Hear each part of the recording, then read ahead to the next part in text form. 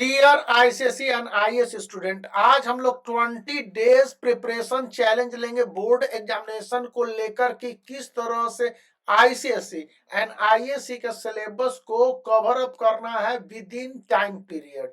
तो यहाँ पर सीआईएसई ने जो टाइम शेड्यूल्ड तय किया हुआ है और इस टाइम शेड्यूल्ड में फरवरी 15 से एग्जामिनेशन को इन हाउस कर दिया गया है। मुझे बात है कि आपको टॉपिक का अंडरस्टैंडिंग यानी समझ होनी चाहिए।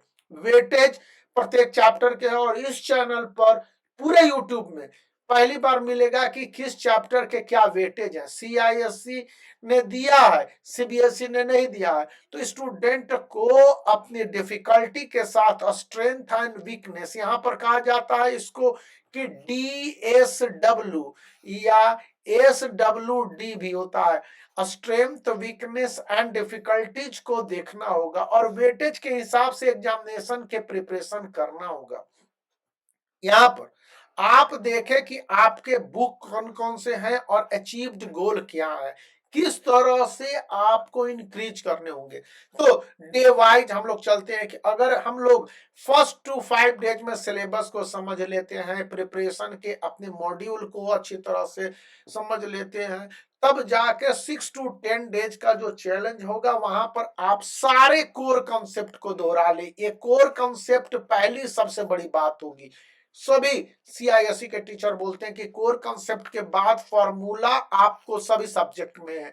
फॉर्मूला मतलब टेक्निक हो गया, कहीं कहीं पर आपको ऐसे टेक्निक्स आएंगे जो माइंड मैप है, फ्लो चार्ट है या अदर मेमोरीज जिसको आप याद कर सकते हैं, उसको देख ले।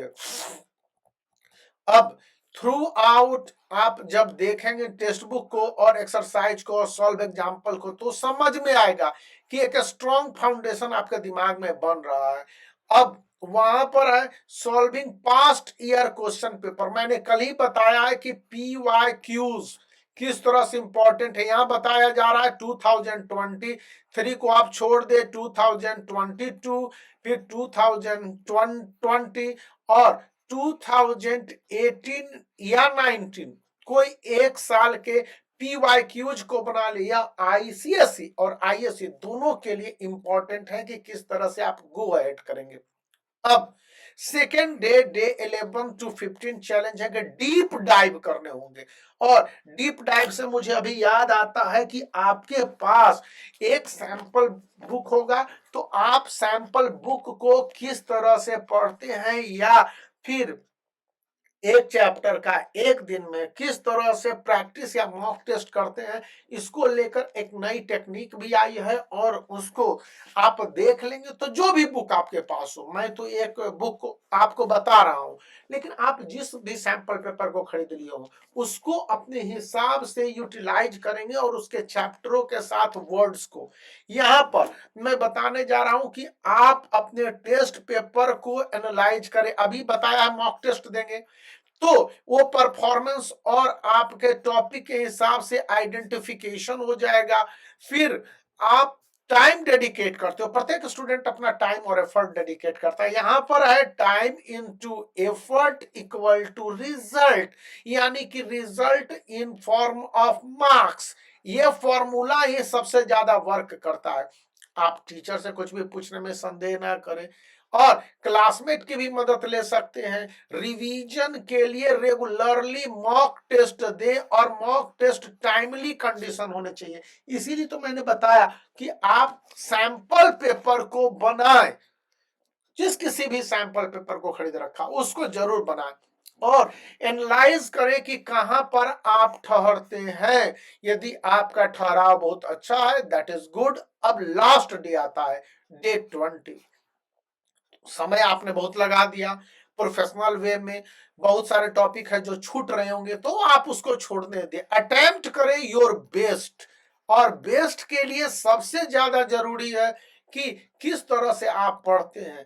टाइम आपको दे दिया गया, टाइम में आपने किस तरह से स्टक करने हैं और क्वेश्चन के आंसर को बनाने हैं और किस तरह से आगे बढ़ने हैं। यदि इस टाइम पीरियड को आप ओवरऑल कवर अप करते हैं तो किस तरह से कैटेगराइज हो जाएगी, एक एक एक कैटेगरी 1, कैटेगरी 2, कैटेगरी 3 और कैटेगरी 4 स्टूडेंट होंगे। ये जो प्रिपरेशन है वह है जिनको केवल पास करना है। यहां पर है जिनके मार्क्स बहुत कम आए हैं लेकिन वो 50 से 60% तक जाना चाहते हैं। ये आपके 70 टू 80% वाले स्टूडेंट हैं और ये 100% वाले स्टूडेंट हैं। अब स्टूडेंट का देखिए किस तरह से यहां पर पास करने वाले स्टूडेंट ऑन एन एवरेज रह जाएंगे, जिनके मार्क्स पास करने वाले से बेहतर होंगे वो अच्छे रह जाएंगे, और जिन्होंने मेहनत किया होगा थोड़ा बहुत वो आगे जाएंगे। लेकिन 50 से 60% वालों में ज्यादा मेहनत की जरूरत नहीं है, लेकिन जो थोड़ा बहुत पढ़ चुके हैं वो ज्यादा मेहनत करते तो काफी आगे जाएंगे। पास करने वाले की कंडीशन वही रहेगी।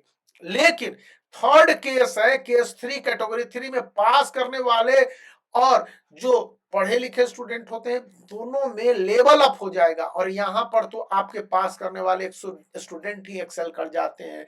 ये ग्राफ काफी मेहनत के बाद बताया गया। अब कि ऊपर वाले ग्राफ के हिसाब से आप category 1, category 2, category 3 and category 1 4 student को, ऐसे स्टूडेंट जो पास करना चाहते हैं, ऐसे स्टूडेंट जो काफी लेबोरियस यहाँ पर है, तो उसके लिए आपके मतलब कि आप एक कॉलेज के टॉपर्स हैं, यहाँ पर है एवरेज हैं, और यहाँ पर 70 टू 80% वाले हैं। तो इन सब बातों को याद रखते हुए आगे बढ़ने हैं। ये प्रेजेंटेशन के लिए जिस तरह से हमने समय दिया और तैयार किया है, आप एक वीडियो को लाइक कर सकते हैं, चैनल को शेयर कर सकते हैं, और यहीं पर हमको वाल्ट डिज्नी याद आते हैं। वाल्ट डिज्नी ने कहा है कि the way to get started is to quit talking and begin doing. आप कुछ काम करना शुरू करो, you will be successful, that is all. और यही तो मुझे कहना था कि आप ये कर सकते हो। तो एक बार फिर रिक्वेस्ट करूंगा, वीडियो को लाइक कर दीजिए, चैनल को शेयर कर दीजिए और सब्सक्राइब करना याद रखिए। Thank you.